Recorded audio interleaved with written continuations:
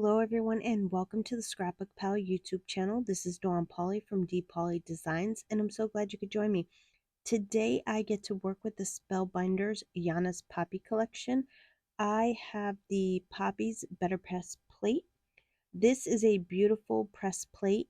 It is 4.5 inches by 5 3/4 and it's an absolutely stunning press plate. I also have the matching stencils that you can use to color the poppies in.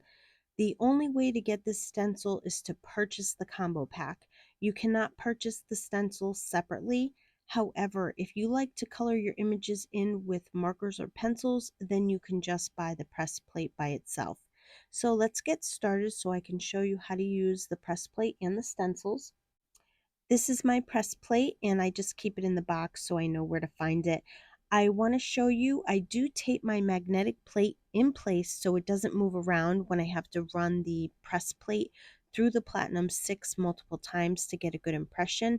And I just take the press plate and lay it on the magnetic surface with the decorative side up. And then I'm using a 5x7 piece of cotton paper that is recommended for the press machine, and I'm going to tape it in place so it doesn't move around. I like to tape it in the four corners, so I tend to use a piece of paper that is slightly bigger than the press plate. I'm going to use the BetterPress black ink. I did just buy a bigger ink pad. However, I didn't want to open it just yet because it does dry out a little quick. So I'm going to use my smaller ink cubes for now. I basically pounce up and down while twisting my ink pad back and forth. You can use other inks with the BetterPress system as well. However, I'm just using the ones that they recommend for it. Once my press plate is all inked up, I'm going to place the cover plate over the top of it, and then I'm going to run it through my Spellbinder Platinum 6 die cutting machine. I only run it through one time. I don't go back and forth. Then I gently lift the cover off and look at how nice that came out. Now you can see that it looks like it needs another coating, so I'm going to repeat the process and ink up my press plate again, and then I'm going to put the cover plate back over it and I'll run it through my die cut machine again. And I'm going to take the cover plate off and look at how nice this came out. It definitely came out much nicer with the second coating. I did make two black backgrounds so I can make two different cards. Here I have two different 3D embossing folders. I couldn't decide which one I wanted to use, so I'm just going to emboss both of them and decide later in the video. I wanted to show you I'm using the Spellbinder Universal Plates. What's awesome about this plate system is that one, the platform base is longer than the base that comes with the Platinum 6 machine. Plus, it gives you exact directions on how to make the sandwich. For a 3D embossing folder, it says to use the platinum platform base and then the embossing folder. And I just put the paper in there and then the D adapter plate, which is this gray plate. Then I quickly run it through the Platinum 6 die cut machine, and then I'm going to quickly run the second one through the die cut machine as well. And look at how nice they both came out. You can use either side of them. It doesn't really matter because both sides are really nice. It's so quick and easy to use a 3D embossing folder. You could easily make a bunch of these at one time so you can have them on hand for whenever you need them. The sentiments I'm using today are from the Spellbinder You Are Everything sentiments. It's a BetterPress plate that works just like the poppy background plate, and then it comes with a matching die, which is really nice. I usually make a bunch of these to have on hand, and I keep them in the back of my folder for when I need them.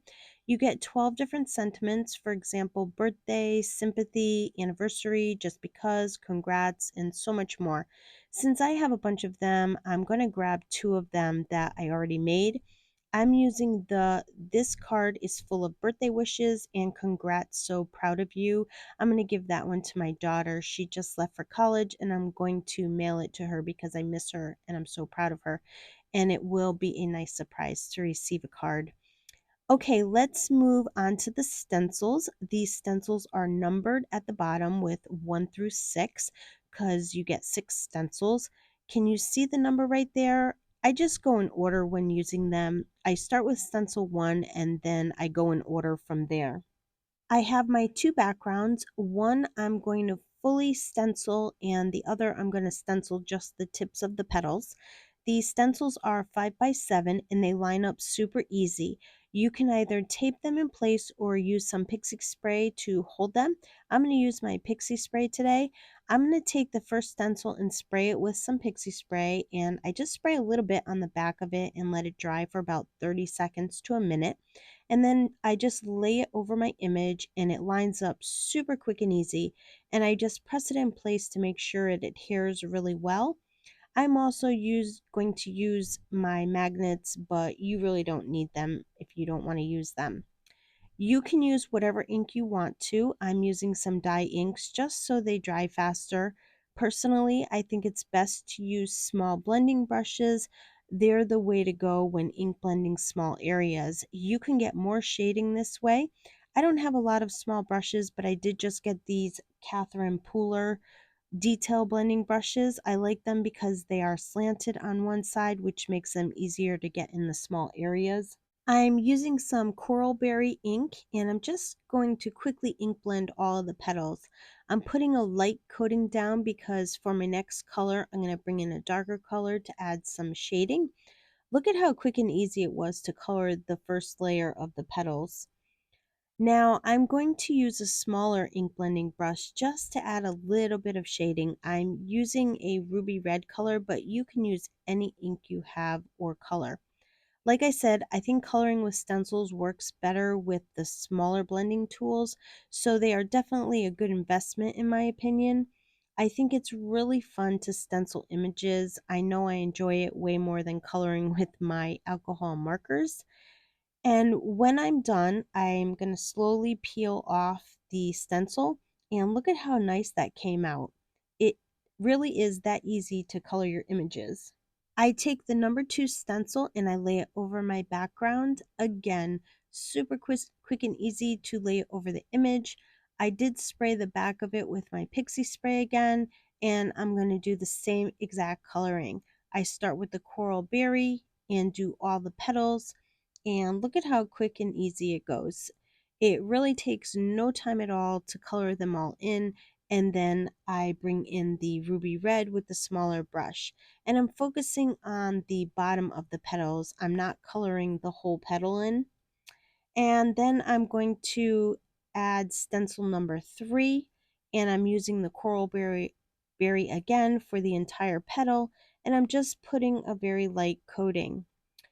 Once again, I'm going to bring in the ruby red color, and then I'm going to do all the bottom of the petals. Now I'm going to move on to stencil number 4. This is for coloring the leaves in. I'm using frayed leaf as my base color, and I'm just putting a very light coating down. I don't want it to be too dark because I'm going to bring in a darker shade of green to add some shading. When the leaves are done, I use the smaller blending tool to add some of the darker color. And you can add as much or as little as you want. It all depends on what the card, you want your card front to look like. Stencil number 5 is just for the stems of the flower. I'm not doing any shading with this stencil because its images are just so small and you really wouldn't be able to see the shading anyways. And lastly, for stencil number 6, I'm bringing in a very light yellow color for the middle of the flowers, and then I'm going to slowly peel it off, and look at how beautiful this came out. I just love how it looks. I went ahead and colored in the second background with the stencils the exact same way, but this time I only colored in the tips of the flowers and left everything else white, as you can see. And now I'm taking a white colored pencil and I'm very gently coloring all over the tips of the petals of this background.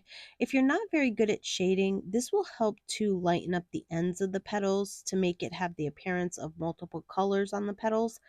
It's very easy to do, and I think it looks great and really adds to the look of the card.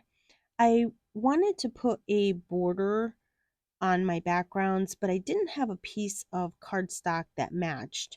So I made my own by rubbing the ink pad directly onto a piece of white cardstock, and now it will match the flowers perfectly.